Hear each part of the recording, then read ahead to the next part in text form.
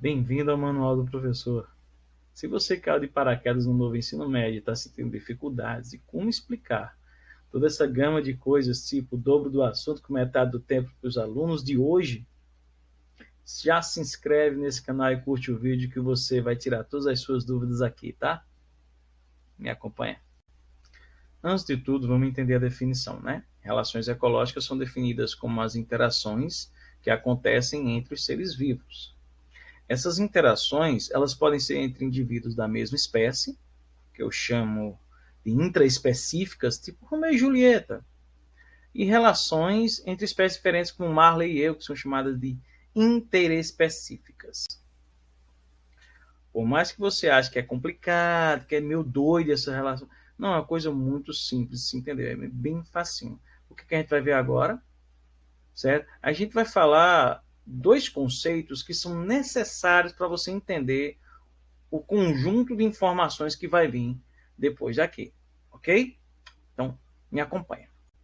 Um conceito que você precisa entender é o de habitat. O habitat nada mais é do que o ambiente natural de um ser vivo.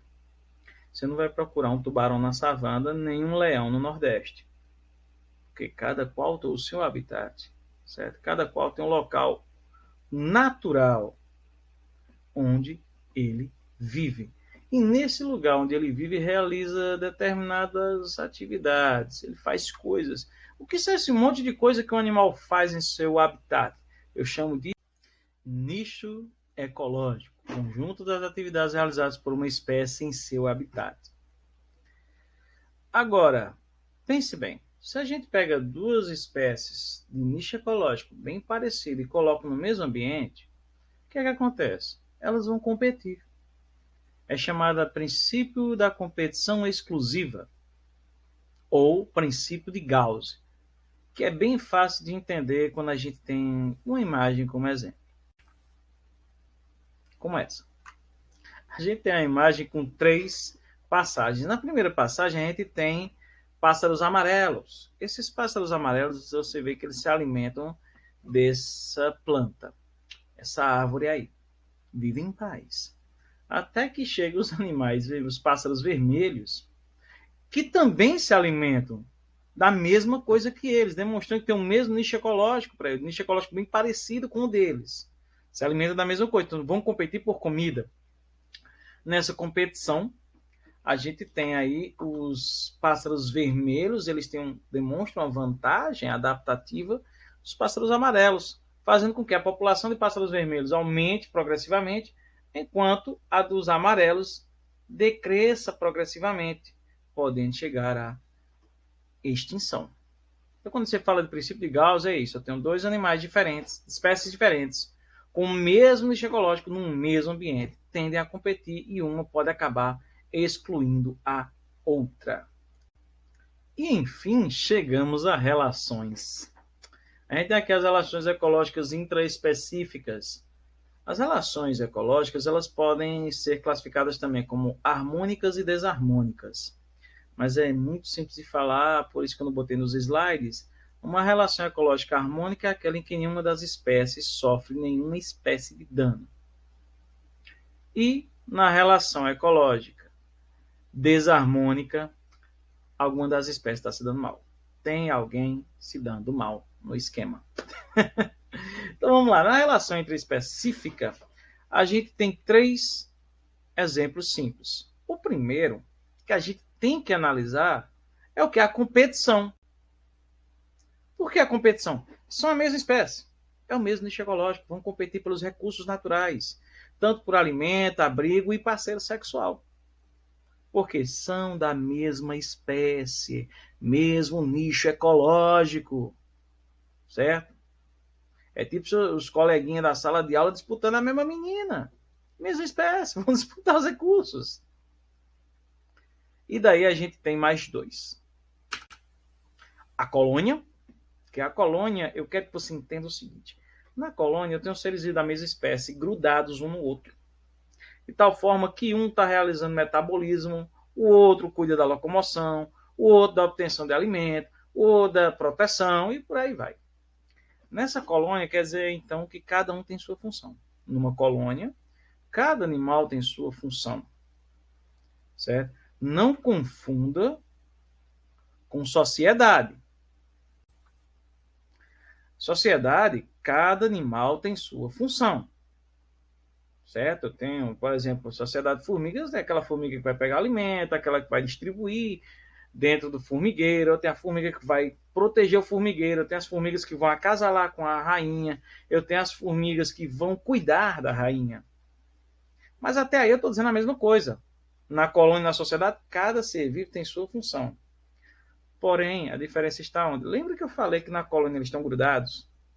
Eles não têm a opção de se locomover e sair da colônia. Porque se eles fizerem isso, eles morrem. Numa sociedade, seja uma sociedade de formigas, de abelhas, de cupins, eles têm essa disponibilidade de se locomover para qualquer outro lugar. Porque eles sobrevivem em sociedade, mas eles não dependem dessa sociedade para a sua sobrevivência. Conseguem viver sozinhos. Certo? Sempre vivem em sociedade, esses animais. Tá legal, gente? Mas, diferencial, na colônia, eles estão intimamente ligados de tal forma que se separarem morrem. E na sociedade, eles ainda mantêm sua liberdade de locomoção. Agora, a gente vai para relações interespecíficas. As relações interespecíficas também podem ser classificadas como relações ecológicas harmônicas e desarmônicas, certo?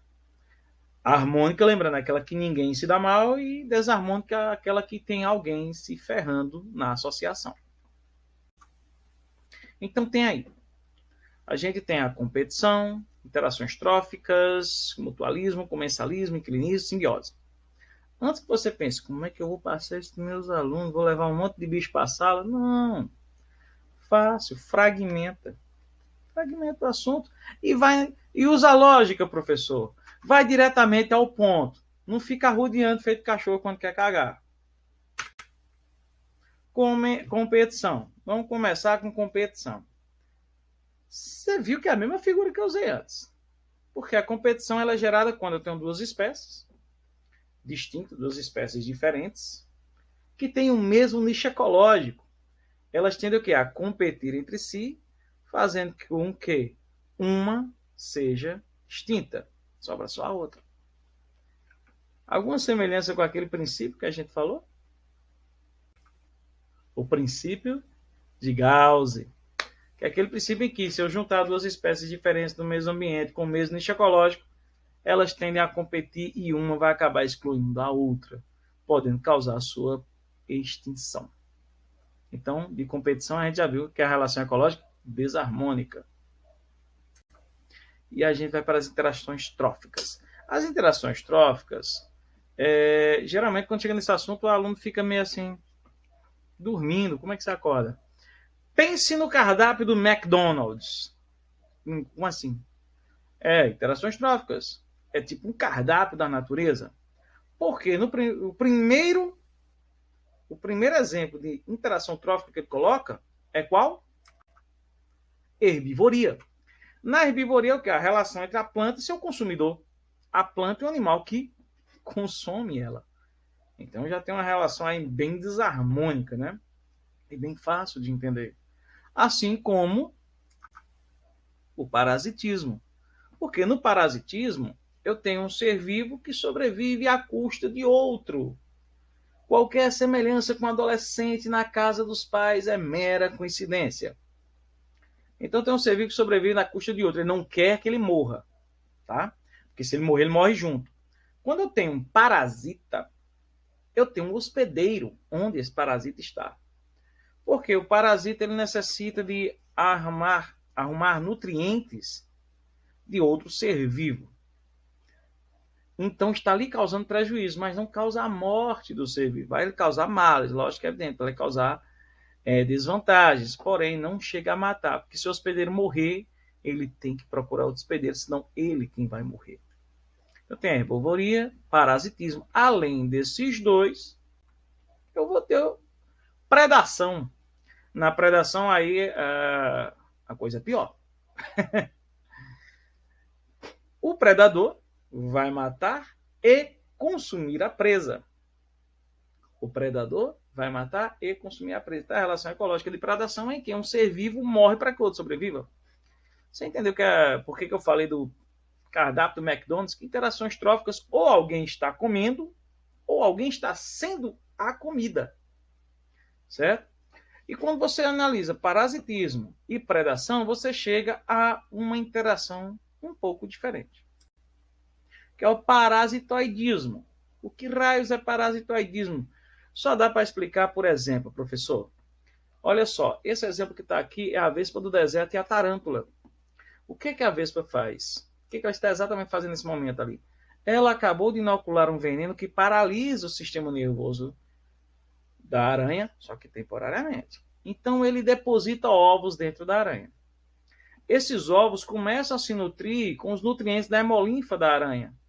Quando eles eclodem, essas larvas da vespa vão devorar a aranha de dentro para fora. A aranha está viva, viu, gente?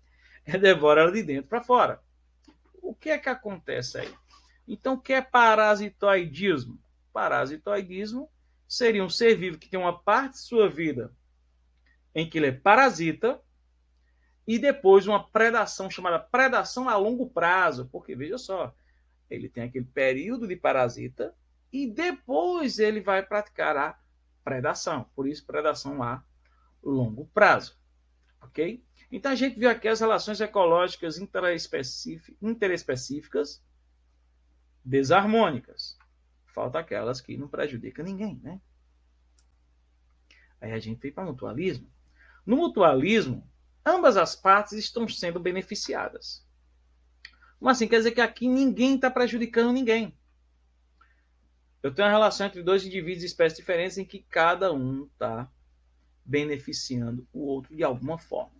Primeiro exemplo. Temos os líquens e as micorrizas. Os líquens é aquele conjunto de algas verdes, fungos, cianobactérias e fungos totais. Nesse conjunto, os líquens eles interagem de tal forma que, tanto para fixação no substrato, como obtenção de energia, metabolização de alimento, em que cada um faz sua parte. Os líquens eles não sobrevivem se separarem. Se eu pegar aquelas algas verdes e fungos, ou aquelas cianobactérias e aqueles fungos, e separar, eles vão morrer. Só e somente só sobrevivem se estiverem juntos a nível celular. Assim como as micorrizas e as raízes das plantas. Micorrizas, professores, dá uma boa conversa que é aquelas bactérias que jogam nitrogênio na raiz da planta, sabe? O desenvolvimento dela. Aí a gente tem o mutualismo facultativo. Lembra bem.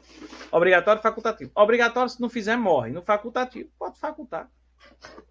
Então você tem aí essa imagem desse cidadão que parece que veio direto da Feira do Biquíni do Bob Esponja. E note que nas costas dele, em cima dele, tem um animalzinho que a gente chama de anêmona do mar. Para quem assistiu Procurando Nemo, era a casa do Nemo. Então tem uma anêmona do mar. Por que esse cidadão bota a anêmona do mar nas costas? Esse cidadão aí é uma espécie chamada de caranguejo ermitão. O caranguejo ermitão, como o próprio nome diz, ele anda ao fundo do mar o tempo todo para obter seu alimento. Porém, tem muitos predadores, muitos peixes grandes devoram caranguejo ermitão. Para se proteger, o que ele faz? A anêmona dela solta uma toxina urticante que paralisa o sistema nervoso de alguns peixes. Portanto, esses peixes evitam chegar próximo de anêmonas do mar. Então, ele bota a anêmona nas costas, fazendo com que ela espante os predadores para ele. Ou seja, está andando com a guarda-costas nas costas. Certo? Desculpa a redundância. Em contrapartida, a anêmona é um ser vivo de vida séssil, portanto está sempre grudado em algum lugar e não vai para canto nenhum. Depende da corrente marítima trazer fitoplâncton e zooplâncton para ela se alimentar. Se ela está em cima do caranguejo ermitão, lógico, é evidente, ela tem vantagem que o caranguejo vai andar. Então vai aumentar a capacidade de obtenção de alimento da anêmona do mar. Portanto, é uma troca de favores. Por que facultativo? Porque o caranguejo ermitão, como eu disse, ele pode sobreviver sem anêmona e vice-versa. A anêmona pode sobreviver sem o caranguejo ermitão. A associação entre os dois é o quê? Para um benefício mútuo. Lembre-se, mutualismo, benefício de ambas as partes. Aí a gente vem para comensalismo e inquilinismo. Por que eu já coloquei os dois aí? Você vê que tem uma observaçãozinha lá embaixo. Um beneficiado. Enquanto no mutualismo os dois são beneficiados, No comensalismo e inquilinismo, apenas um se dá bem. Porém, lembre-se que eu disse que a gente ia falar de relações harmônicas, portanto, eu tenho uma espécie que é beneficiada sem prejudicar a outra de forma alguma, certo? Eu tenho aí o tubarão e o cação. O que cação? Esse peixinho grudado nele aí. Lembre-se, o tubarão ele não tem bochecha como a gente, ele não tem uma mandíbula tão retrátil quanto a nossa. Então os alimentos caem. Quando ele morde e consome um peixe, os pedaços do peixe saem pelos bordos da boca. E quem aproveita? Os cações aproveitam para se alimentar. Portanto, o cação está sendo beneficiado por alimentação que ele tem a partir do momento que ele está preso ao tubarão. Como também proteção, devido ao tubarão ser um dos grandes predadores, certo? Seja um predador alfa, tem poucos peixes que se arriscariam com o tubarão.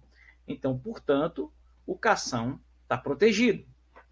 Então, ele não causa prejuízo nenhum, nem atrapalha a locomoção do tubarão, também não causa ferimentos do tubarão. Ele se beneficia sem prejudicar. Então, comensalismo, um animal é beneficiado, uma espécie é beneficiada sem prejudicar a outra. No inquilinismo, para quem assistiu Procurando Nemo, você está vendo aí Nemo e família, papai, mamãe e Nemo. Sim, eu não quis matar Nemo, Pixar. O DreamWorks, eu não lembro de quem é a autoria, desculpa aí se eu errei. Aqui a gente tem o peixe palhaço numa anêmona do mar. O peixe palhaço ele tem uma certa resistência à toxina da anêmona do mar, mas os seus predadores não têm a mesma resistência. Portanto, ele fica utilizando a anêmona como casa, como abrigo. Você lê o nome aí, inquilinismo. Isso, o único benefício que o ser vivo procura no inquilinismo é moradia. Só, sem pagar aluguel. Certo? Então, um beneficiado. No comensalismo tem uma gama de benefícios. No inquilinismo, o único benefício é o abrigo. E a gente chega nos finalmente. Simbiose. Quando você fala em simbiose, como é que eu chamo a atenção do aluno? Eu pergunto para todo mundo. Quem assistiu Homem-Aranha 3? Quem já assistiu Venom? Por quê? Quando eu falo em simbiose, não tem como não falar desse cidadão. Esse sorriso largo e simpático. Aquele sorriso atraente. O que acontece? No filme do Venom, é colocado que quando o simbionte ele interage com o organismo humano do rapaz, ele cura ele. Ele melhora ele. Ou seja, causa benefícios para ele. Em contrapartida, o capaz causa benefícios ao simbionte, devido quando ele se alimenta de carne. A proteína é utilizada pelo simbionte. Em contrapartida, o simbionte ajuda ele. Você viu que é uma relação de mutualismo? Como os líquens?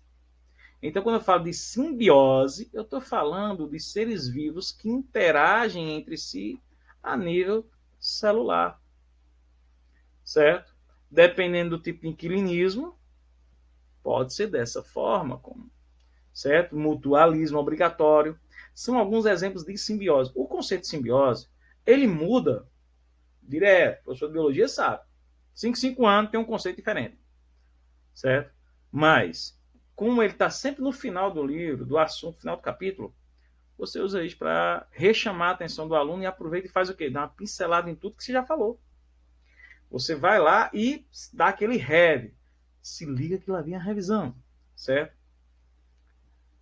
No mais, eu quero apenas agradecer por você ficar no vídeo até agora.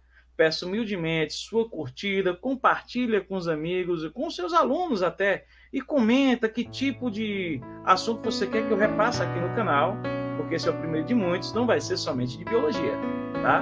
O manual do professor a gente vai ensinar de tudo aqui. Então, eu espero que você tenha gostado. Agradeço muito sua compreensão e até o próximo vídeo.